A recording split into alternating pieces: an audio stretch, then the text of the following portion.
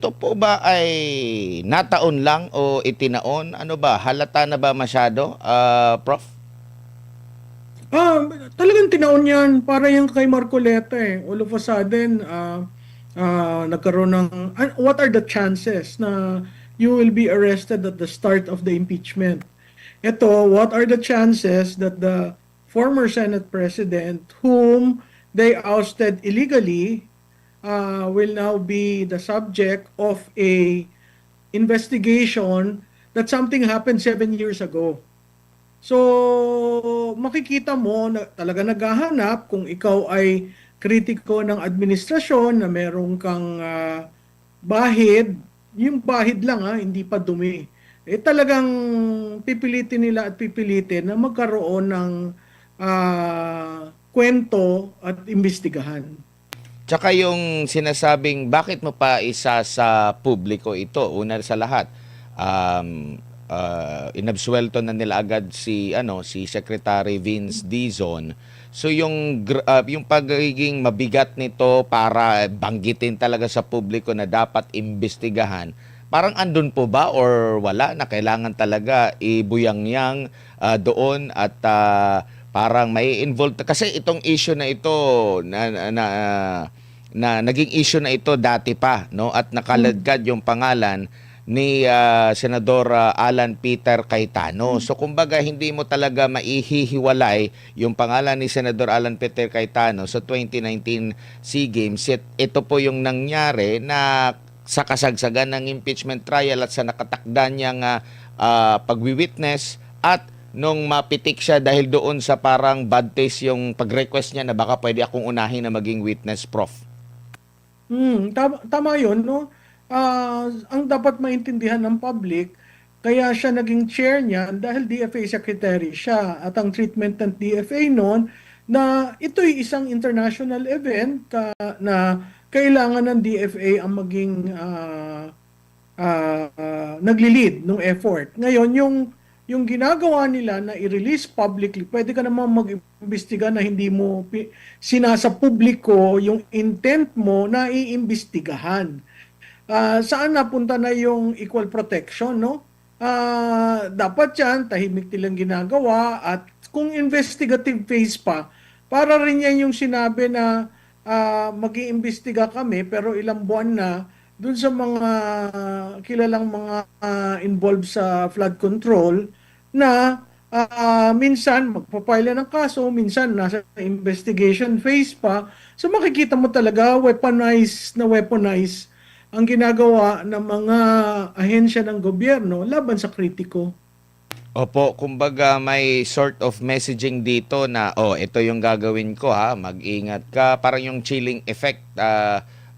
Prof, parang ganito yung nagiging ito yung nagiging trend ngayon sa gobyerno na magpapalabas sila, magpe-press con sila, bibigay sila ng pahayag sa publiko, lalo na doon sa mga issue na halimbawa doon po sa pagkakaroon ng majority, doon sa pagpapalit ng liderato. Bigla na lang natin naririnig ng mga ganito o biglang galing sa pagiging hinog na, magpa-file na tapos nung paglipat medyo naging hilaw na ulit. Parang ganito rin, Prof. Pero alam mo, yung dun sa lumipat, may sword of Damocles na nakahanga. Kasi nagsalita ngayon na hindi ibig sabihin na lumipat ka, wala na yung kaso mo. So kung hindi ka susunod, kung magiging independent-minded ka, wala. Talagang kikikilin at talagang ilalagay ka sa lugar.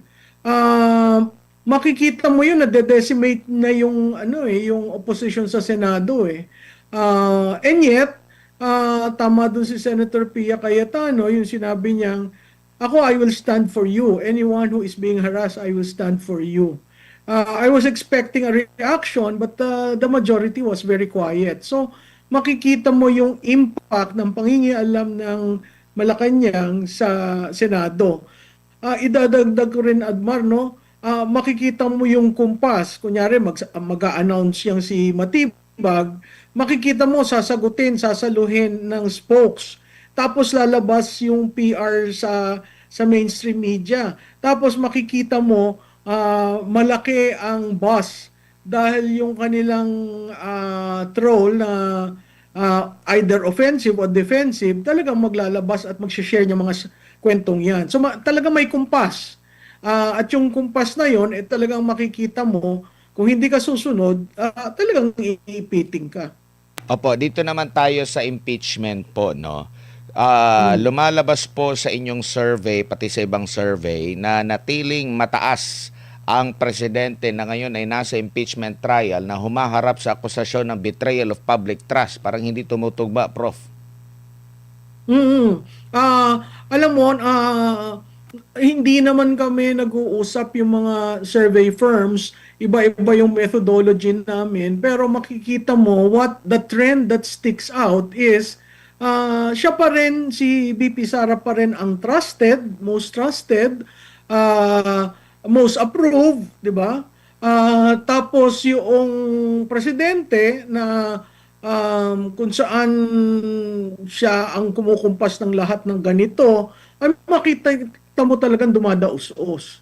So, dapat siguro tingnan nila yung public opinion dahil 4 na taon nang talagang pinipiga si Vice Presidente Duterte at sila ang may hawak ng lahat ng makinarya. Whether police, whether NBI, whether ahensya ng gobyerno, talagang pag nagustuhan nila, sige. Pero makikita mo nga yung in reverse, ano yung opinion ng taong bayan. At doon lumalabas na makikita mo, despite of what is happening, hindi dumadaos-os ng malaki si Vice Presidente Duterte na ini-expect ng lahat because bugbog na nga, bababa na. Opo.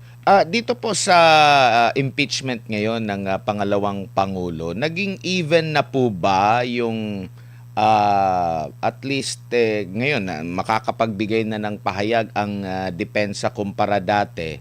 Nakikita nyo, kasi dati talagang one-sided yung naririnig natin kasi pinili po ng pangalawang Pangulo na hindi humarap kasi parang meron ng conclusion talaga doon sa Kamara, sa investigasyon. Tapos, yet mataas pa rin yung kanyang rating, pinakamataas pa rin po. Ngayon na merong impeachment trial na nabibigyan na sila ng pagkakataon na makapagsalita, do you think na makakabawi na ito? Kasi alam natin, tanggapin natin na meron talagang pagbaba din sa pangalawang Pangulo along the way. Kumbaga may epekto din yung mga paninira sa kanya, though siya pa rin yung pinakamataas. Pero ngayon na pantay na, makakapagbigay na ng pahayag ang depensa na panig sa pangalawang Pangulo, naasahan niyo po ba na tataas itong kanya pong rating?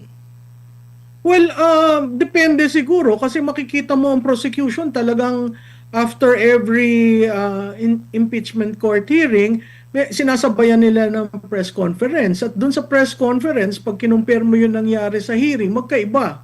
Dun sa press conference, nagko-conclusion na sila. Wala pa namang conclusion sa trial. So, makikita mo yung paggamit ng propaganda sa press conference at yung ebidensya. Makikita natin sa charge number 4, wala ako sa pag-assess ko dun sa nangyari, doon sa digital forensic, hindi naman siya expert. So makikita mo, mali nga yung sinabi niya na galing sa Meta yung video. Hindi naman tama yon. Ang video ay nangyari sa Zoom, no? So anything na pag hinanap mo yung original, sa Zoom ka pumunta. Tama? Pangalawa, wala siyang personal knowledge dun sa nangyari, na tingnan lang niya. At nung in-interview niya yung mga randomly, yung mga naandun, 42 people were there, hindi consistent yung pagtatanong niya. Yun namang si Attorney Lotok, ang daming, ngayon lang ako nakakita na NBI na hindi masino sa typographical error. May typo error sa PINA, may typo error sa affidavit. Tapos nung tinanong siya, ang investigation lang niya kay BP. Hindi niya tiningnan yung allegedly yung tatlo. Wala namang complaint yung tatlo. So sa akin, ang suma total ko, napakahina ng dalawang witnesses. Ang problema, Admar, hindi naman yung sistema na pinagsang-ayunan ng dalawang parties, tatapusan muna si prosecution doon sa apat bago papasok si defense ng kanilang evidence. So yung nagagawa lang, nagre-rebut lang sila, nagka-counter sila, pero hindi sila nag-o-offer pa ng evidence. Kaya yung kunyari dyan sa grave threat, ipopospone mo muna ang iyong judgment, matapos yung apat, tapos magpe-present si defense ng kanilang evidence or witness, no? Telling yung hindi pagtawag kay Yusek Lopez at saka dun sa Sergeant at Arms ng House, yung nagsabi kay Yusek Lopez na ililipat siya sa Women's Correctional. Nagtaka ako bakit inalaw nila ng withdrawal, no? Kasi si Yusek Lopez was a hostile witness. So hindi ka lang basta naglilista doon tapos only to say na dahil sa redundancy, surplusage, hindi na namin siya tatawagan. Hostile witness nga eh, kaya nakakapagtaka. Pero ganun yung takbo, tapos biglang si Matibag, ako, ipupusta ko sa inyo, si Matibag, sasabihin niyan, may assassin. May kinontract na assassin, pero hindi niya masasabi dahil national security. So ano yon? Propaganda. So kung naghahanap tayo ng evidence at gusto natin maging patas sa issue ng grave threat, na ang grave threat naman ay hindi impeachable, mahina yung Article 4. No? Kaya tingnan natin, pag-usad nito, critical yung pinag-usapan na magdedebate sa Lunes tungkol dun sa BIR, sa SALN at sa AMLA, kasi yung kung ano man ang decision ng impeachment court, dun tatayo yung tatlong charges pa na naiiwan. Opo, doon po sa pagbawi ng marami, parang ani mo mahigit pa na mga witness. Para po sa messaging po, negatibo ba 'yon sa lalo na sa panig ng proses? Kasi kung iisipin mo, napakahaba na nitong pinanggalingan nitong impeachment na ito, nanggaling pa ito doon sa Kamara, ang dami na nila. So kumbaga, dapat kung iisipin mo kung gano'n katagal, napaghandaan na nito, lalo na yung pagpili ng mga magiging testigo, tapos at the end, sasabihin mo lang na redundant. Hindi ba nila naisip yun along the way? Kung same lang din naman yung sasabihin or ipupunto nila, napakarami nilang mga abogado, o sadyang pang-bluff lang ito dahil para magmukha na, oy, napakaraming mga testigo laban sa pangalawang pangulo. Ako ang tawag ko doon, propaganda eh. Biro mo mag-submit ka ng listahan, let's say ang total na listahan doon 20, tapos aalisin mo yung dalawa lang ang narinig. At doon sa dalawa pa ikot-ikot, no?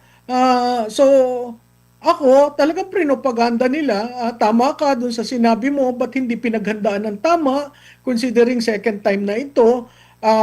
Makikita rin natin dyan doon sa issue ng SALN, BIR at saka AMLA, ano ba talagang hinahanap nyo? Kasi tama rin naman ang defense nung sinabi na, oo, inallege nyo yan, pero wala naman kayo naka-attach na evidence. So, fishing expedition ba itong gagawin? Parang ganun rin yun dun sa ano dun sa charge ng grave threat. Linista, tapos, ay okay na yan, na-prove na. Wala namang na-prove kasi yung dalawa, kung susumahin mo, walang personal knowledge eh. So kung wala kang personal knowledge at ginawa mong witness, mahina yung charge na grave threat. Considering na ang sabi nila, yun ang pinakamatibay at doon maluluhod si Vice Presidente Duterte. Alam mo, nakakatawa doon sa, kaya nila inunayaan. Kasi gusto nilang i-establish yung karakter ni Vice Presidente. Ano yung karakter? That she is not fit to hold office. So sa simula pa lang, yun kaagad ang linagay nila kasi mapapahiya si Vice Presidente. Ibiro mo, ako hindi ako nag-agree na dapat ipalabas yung video. Kasi every time mong nakikita, nare-remind ang tao dun sa nangyari, pero dahil hindi kinuha yung kanilang hostile witness, hindi alam ng tao. Ano ba nangyari? Ba't ba nagalit si Bisi? Kasi kung nag-appear doon si Yusek Lopez, malalaman, kaya pala nagalit dahil doon. Kasi ngayon lahat na ang conclusion, ay may Romanov pala, ay may ganito. Hindi naman yun ang punot dulo. No, may tinatawag sa law yung res mensa na ibig sabihin yung intent. Na-establish ba ng prosecution yung intent ni BP doon sa grave threat? Kasi kailangan natin lagyan ng konteksto kasi kung walang konteksto, ang dating sa tao, uy, hindi talaga pwede si BP maging presidente. Uy, hindi siya pwede talaga maging leader kasi tinan mo, mainitin ang ulo. Yun kaagad eh. So it tries to shape the impeachment process with that character defining moment. Na sa prosecution, she cannot be a leader. Pero that conclusion was even made in the impeachment court. But that is not an impeachable offense. Yung bang karakter ng tao, impeachable? Hindi. Pero merong linya na sinabi na she is not fit for office. Her character shows that yung anger, yung gigil na gigil, di ba? Yung mere utterances. Sabi ko, wow, mere utterances is impeachable? Pero kung linagyan mo ng kwento, ano ba yung konteksto? Maiintindihan ng tao, kaya nagsalita ng ganun si BP. Opo. And doon din sa impeachment trial kamakailan ay nabulgar din yung pagiging selective po, no? Same na video, same na pahayag ng Pangulo, pero yung isang part lang yung kanilang pinaniwalaan na sinasabing, bakit ka naniwala? Dahil doon sa pag-deliver. Pero same lang din naman yung klase ng pag-deliver niya nung nagkaroon siya ng aligasyon, lalo na sa issue ng corruption sa ilang mga opisyal ng gobyerno, pero hindi sila naniwala doon. Pwede ba yun, Prof? Tapos ang sinabi pa ng witness, there's a pattern. Yung pupugutin ng ulo, there's a pattern. Of what? Of grave threat? 'Di ba? Kaya sabi ko, masyadong propaganda ang ginawa. Patuloy na inuyurakan si Vice Presidente at patuloy nilang linalagay siya sa sitwasyon na kung ang huhusga lang naman itong dalawang ito. You can say that the character of the Vice President is such, but coming from these two people, maling-mali yun. Kaya sabi ko, parang hindi naman yata tama itong ginawa nitong dalawa kasi yung isa, walang personal knowledge.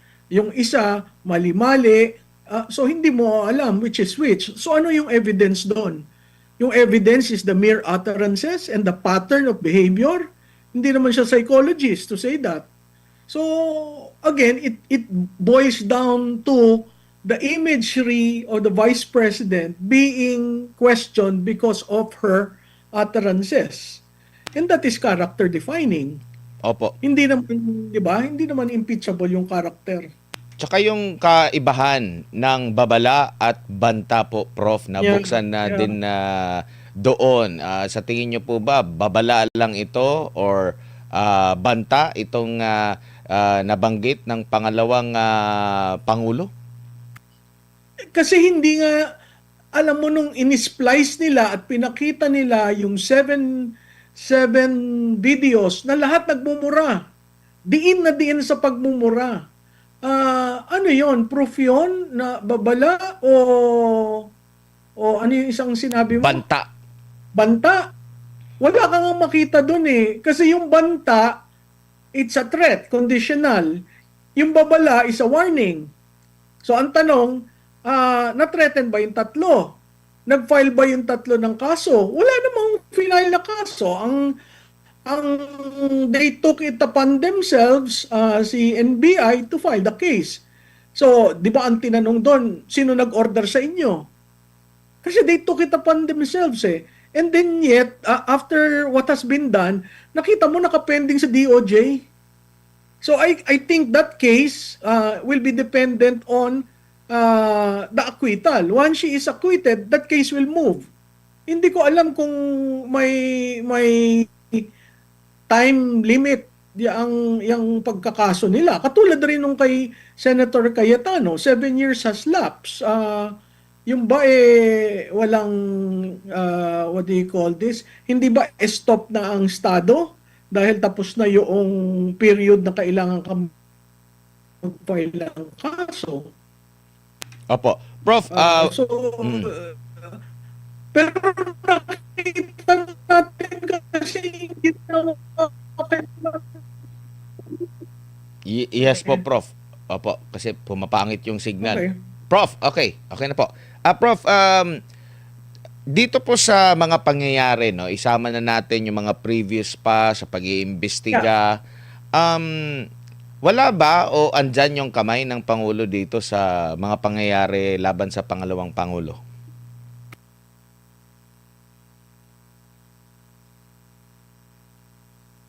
No mean bone. Pero after 4 years, ako, naniniwala ako, kasama siya sa pagpaplano. Kasi hindi naman pwedeng gumalaw ang mga ehensyang ganito kung hindi nag-order at hindi pinagplanuhan. Hindi mo masasabi na biglaan ito kasi 2 beses na nag-attempt Hindi mo rin masasabi na hindi ma-acquit si BP kasi kahit yung threshold gustong tanungin. So makikita natin at nakakatawa hindi ko alam kung sino nag-a-advise sa kanya.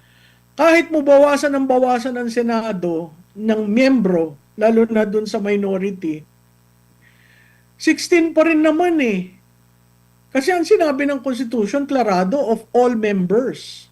So hindi ko maintindihan bakit may tatayong senador at sasabihin hindi sila nag-agree dun sa presiding officer.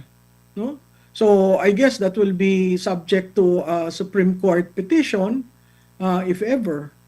Opo, huling topic na lamang po, Prof. Ito pong pagkondena ng Estados Unidos sa ICC. Ano po ang basa niyo po rito? Well, ako'y natutuwa. Hindi ko alam kung seseryosohin nila yung warning to all our allies na extending any courtesy or extending any assistance to the ICC will be threatened and sanctioned by the United States. It's about time. Unang-una, kung yan papaboran ng Estados Unidos at sila lamang ang magbe-benefit, kawawa naman yung sinasabi ng North-South issue, no? Na yung maliliit na bansa lamang ang kanilang kayang tadyakan at hulihin, samantalang yung malalaking bansa, yung mga dambuhalang bansa at may hegemonic role sa global order natin, pwede silang ganyanin. Pero it's about time, no, na pag-usapan yan. It's about time na tama ba yung ginagawa ng ICC kasi talagang pangingialam sa sovereignty ng bawat bansa. Opo, doon naman sa naging tugon ng Malacanang ukol dito, naging selective po ba sila kung ano yung makakabenepisyo sa administrasyon, ano yung hindi nakakabenepisyo? Kasi naalala ko, nung pumunta si Marcos Jr. doon sa Russia, na ungkat yung pwede ba tayong mag-angkat ng langis doon sa Russia, tapos sasabihin na maraming mga kinukonsidera. So, nakita natin na may involvement talaga yung Amerika doon kasi may conflict ang Russia at saka sa Amerika, yung mga economic wars. Pero ito, may pahayag, bakit parang matamlay ang yung parang pagtugon mo rito? Kumbaga, nagiging selective. Mahilig ba sila sa pagiging selective, Prof? Sa tingin ko, may amnesia, hindi lang selective justice ang tao sa Malacanang.